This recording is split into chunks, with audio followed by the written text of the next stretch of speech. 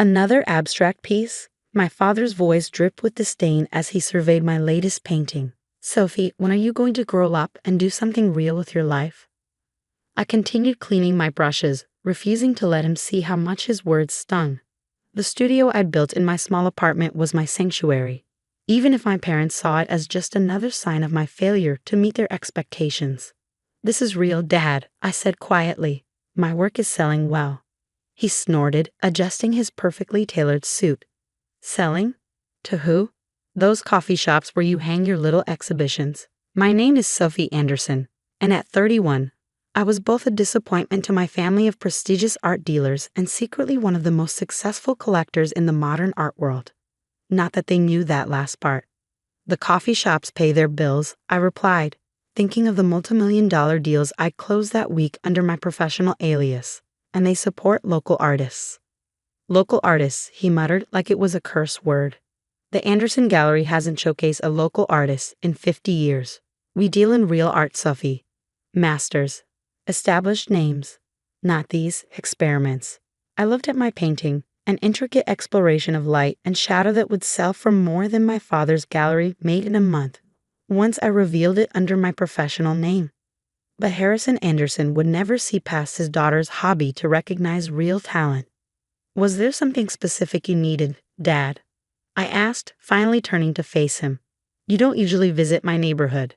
He grimaced, looking around my modest apartment like he might catch something. Your mother wanted me to remind you about the gallery's anniversary gala next week. She expects you to attend. And Sophie, his eyes narrowed. Please dress appropriately. No paint-stained jeans or artistic statements. I know how to dress for a gala, I said, suppressing a smile as I thought of the designer gown hanging in my other apartment, the one my parents didn't know existed. Good, and try to be pleasant. We're having some very important collectors attending. The gallery's future could depend on making the right impression. That caught my attention. Harrison Anderson never admitted to needing anything, especially not good impressions. Is everything okay with the gallery? Fine, he said too quickly. Just the usual market fluctuations. Nothing for you to worry about with your alternative career path. After he left, I immediately called Maya, my business partner and the only person who knew both sides of my life. The great Harrison Anderson actually admitted to needing good impressions. Maya let out a low whistle. Things must be worse than we thought. Run the numbers again, I instructed. Everything about the Anderson Gallery, sales, acquisitions, market position. And Maya, be thorough. You got it, boss. Want me to check your parents' personal finances too? I hesitated. Investigating my own family felt wrong, but I'd learned the hard way that sentiment had no place in business. Yes, discreetly. Always am. By the way, that last piece you finished, Matsuda called again. He's offering 7 figures, sight unseen. I glanced at the painting my father had dismissed. Tell him it's not for sale yet. I have a feeling we might need it for something else. The next few days passed in a blur of activity. While my parents thought I was playing artist in my studio, I was actually managing a global art empire. Under the name S.A. Blake, I built one of the most influential collections of modern and contemporary art in the world. The irony wasn't lost on me. My parents worshipped S.A. Blake, had tried repeatedly to court him for their gallery. They never suspected that their disappointment of a daughter was the mysterious collector they so desperately wanted to impress. Maya's report arrived the night before the gala, and it was worse than I'd imagined. They're underwater, she explained during our secure video call. The gallery's been losing money for years. Your father's been covering it with personal funds, but, those are running out too.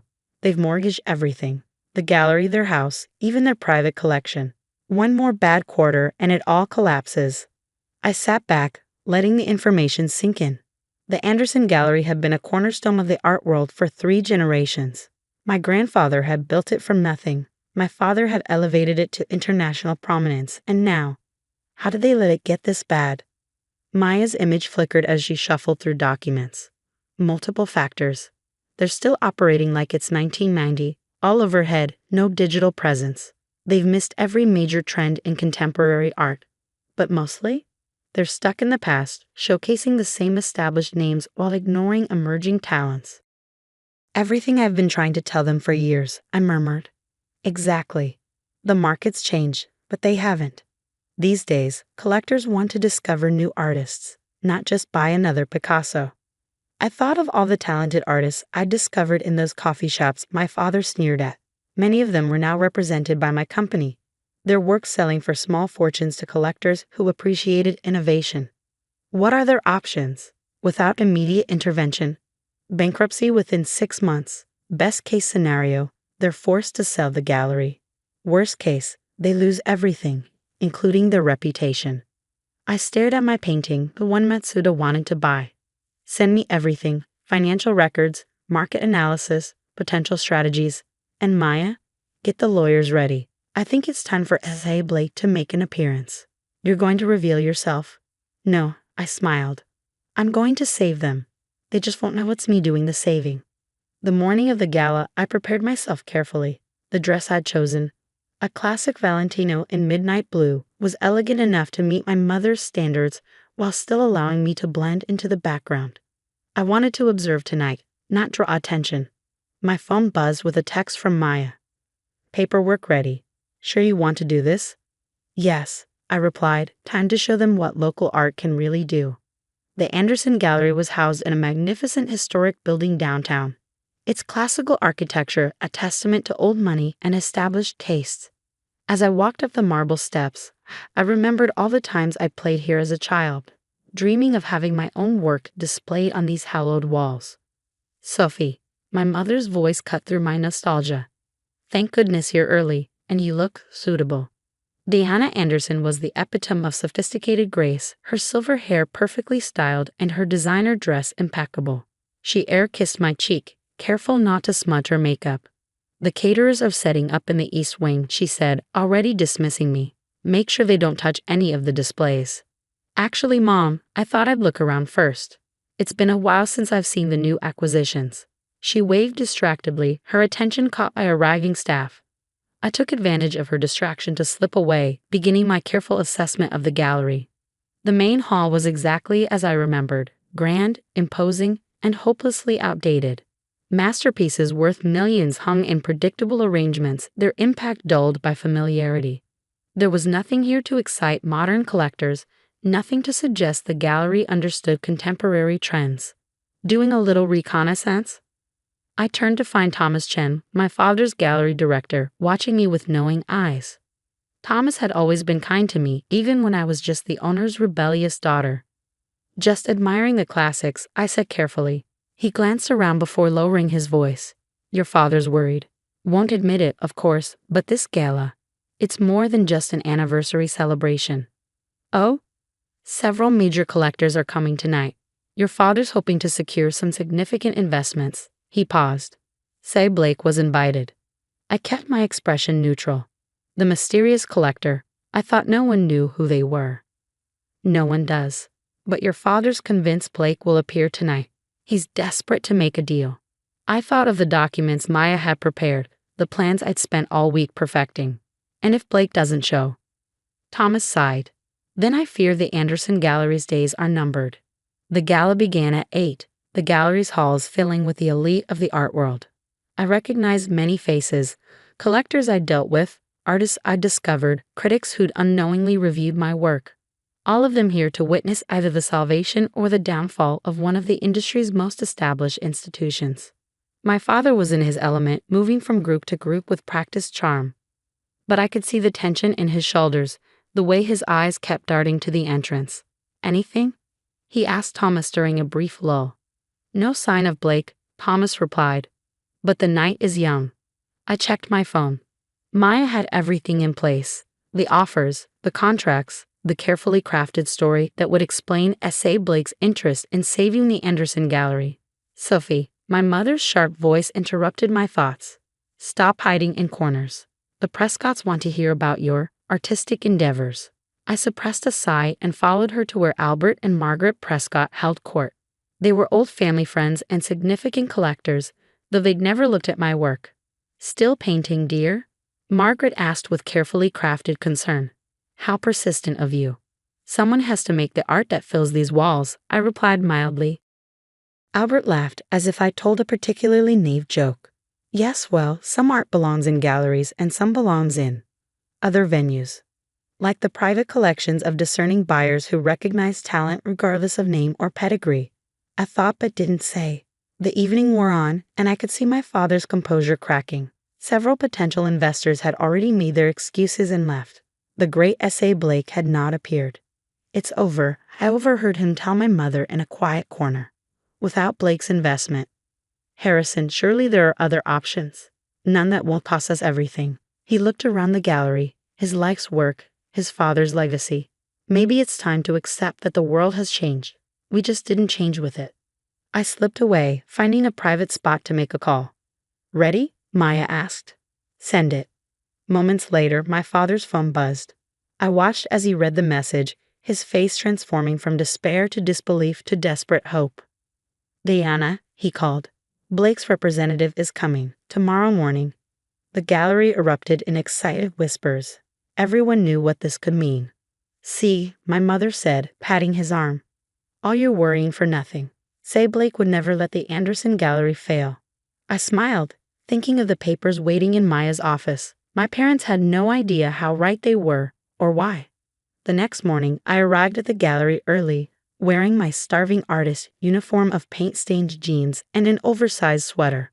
My father barely noticed me as I slipped in, too busy preparing for his meeting with S.A. Blake's representative. "Sophie, not now," he said distractedly when I tried to speak to him. "Blake's team will be here any minute. We need everything to be perfect." I watched him adjust a painting that was already perfectly straight. "Dad, maybe we should talk about..." Later, he cut me off. "Whatever little project you're working on can wait. This is important." Right on cue, Maya walked through the front doors of the gallery. She looked every inch the high-powered art world attorney in her tailored suit and sleek briefcase. No one would ever connect her to the bohemian art consultant who helped me discover new talents in underground galleries. "Mr. Anderson," she extended her hand. "I'm Margaret Chin, representing S.A. Blake." My father practically tripped over himself to shake her hand. "Yes, yes. We're so honored. Please come this way to my office." I followed them, unnoticed as usual. My mother appeared from somewhere, her perfect mask of composure slightly cracked with anticipation. "Sophie," she hissed, "don't you have somewhere else to be?" "Actually," Maya said smoothly, "Ms. Anderson should join us. This concerns her too." My parents exchanged confused looks but didn't argue. In their minds, Blake's representative must have her reasons, even if they couldn't understand them. My father's office was a testament to old-world luxury, leather-bound books, antique furniture, and prized artworks covering every wall. Maya took it all in with professional interest, though I knew she was mentally calculating how much it would all bring at auction if necessary. "Before we begin," Maya said, setting her briefcase on the desk, "I need to clarify something. This meeting isn't just about saving the Anderson Gallery, it's about transforming it." "Transforming?" My father frowned. "I don't understand. Our gallery has a certain reputation." "A reputation that's killing it," Maya interrupted gently. "Mr. Anderson, your gallery is 3 months away from bankruptcy. Your traditional model isn't working anymore." The color drained from my father's face. "How did you?" "Say Blake has been watching your gallery for some time," Maya continued. "We've seen its decline, but we've also seen its potential. With the right changes, the Anderson Gallery could become a bridge between classical and contemporary art." My mother grabbed my father's hand.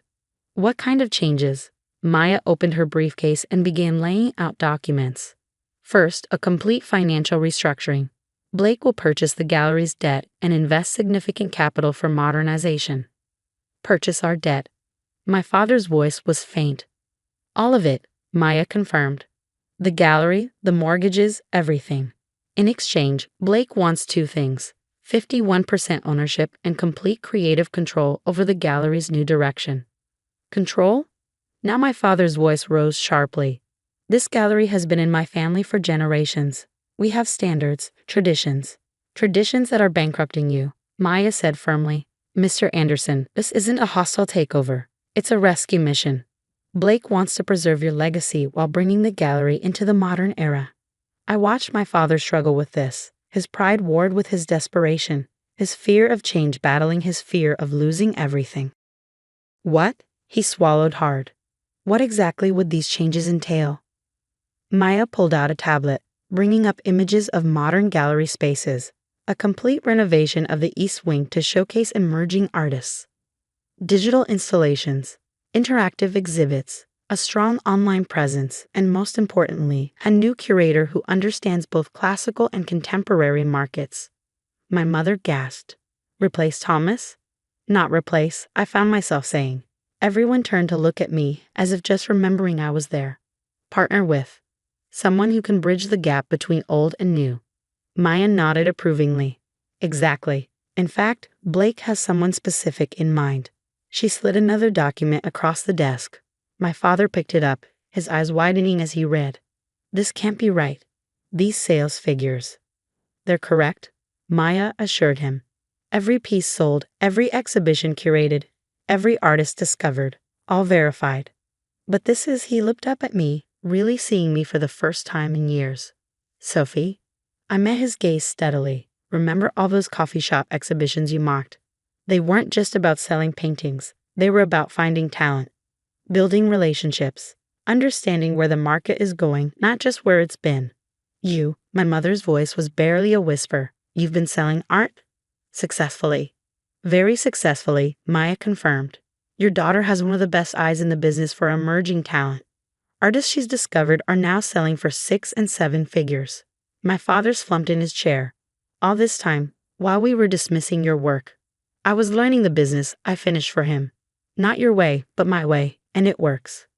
Maya pulled out more documents, sales records, critical reviews, market analyses, all showing how the artists I championed had skyrocketed in value. Say Blake wants Sophie as the gallery's new co-curator, she explained, working alongside Thomas to blend classical expertise with contemporary vision. Blake knows my work, I asked, playing my part. Blake knows everything about the art world, Maya said with the smallest wink, including who really understands it. My parents were silent for a long time, looking through the documents. I could see them struggling to reconcile their image of their disappointing daughter with these proof of my success. Finally, my father looked up. Why didn't you tell us? Would you have listened? I asked quietly, or would you have dismissed it as another hobby, another sign that I wasn't living up to the Anderson name? He flinched. We only wanted what was best for you. No, I corrected him gently. You wanted what was best for the gallery, what fit your vision of success. You never asked what I wanted. And now, my mother asked, what do you want now? I looked around the gallery, the place that had shaped my childhood, taught me to love art in all its forms. I want to save this place, but not by living in the past. The art world is changing. We need to change with it. Maya cleared her throat. The contracts are ready if you want to review them.